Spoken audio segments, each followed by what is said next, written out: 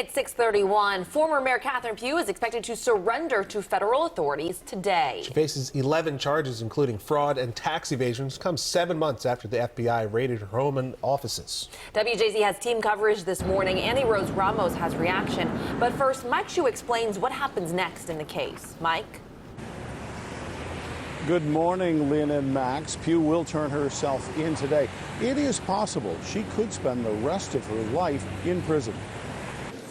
Federal authorities lay out an 11-count indictment against former Baltimore Mayor Catherine Pugh. Unsealed yesterday morning, it could land her in prison for decades. There are many victims in this case.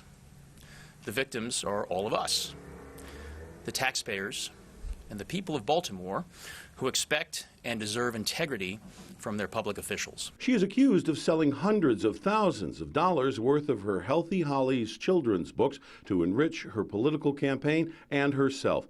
According to the indictment, she lied on her tax returns in 2016, reporting $31,000 in income when she really made more than $320,000.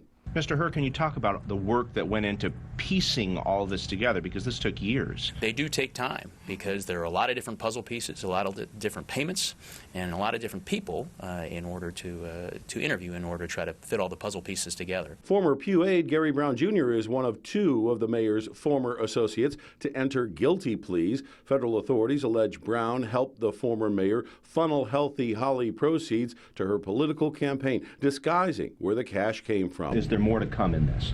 I'm not at liberty to comment at this point. This indictment caps years of investigative work, including federal raids on City Hall and Pugh's home, which she may have to forfeit. Ms. Pugh violated that trust and abused her position.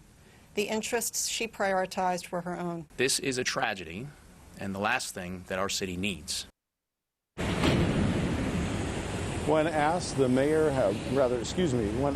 prosecutor has been mum to the idea of a plea deal. We'll find out more today when the former mayor is in court here at federal court downtown at 1. I'm Mike Hsu reporting live for WJZ.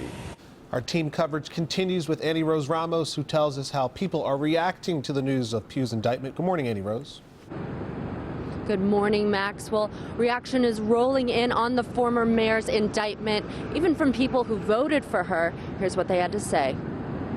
At Penn and North, I have a lot of respect for Mayor Pugh.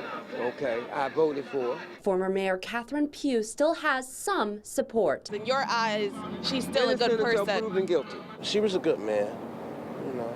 I just had a little trouble, you know. Pugh is charged with fraud, tax evasion, and conspiracy surrounding the sales of her Healthy Holly books. Details in the 11-count federal indictment were enough to make some people in West Baltimore pause and ask more questions. If it's true, then, you know, she's in the wrong.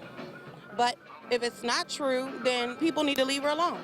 Down at City Hall, current Mayor Jack Young also reacted.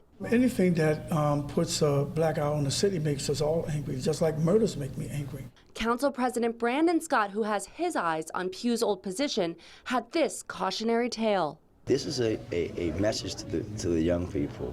When you sign up to serve, you don't sign up to become rich. You sign up to help and make other people's lives better. In a statement, Governor Larry Hogan, it is completely unacceptable anytime a public official violates the public trust. After a long wait and a long investigation, Baltimore's residents say sadly this isn't out of the ordinary. Not necessarily surprising, but very disappointing. Baltimore does not have a great track record with mayors lately, and just nationally it's a little embarrassing. Max, you can see there's still some support for the former mayor, while TJ Smith, one of the mayoral candidates, says this is an embarrassment for the city. Reporting live from City Hall, I'm Annie Rose Ramos for WJZ. Stay with WJZ for complete coverage of the indictment of Catherine Pugh. We'll bring you all the developments as we learn them on air and online at WJZ.com.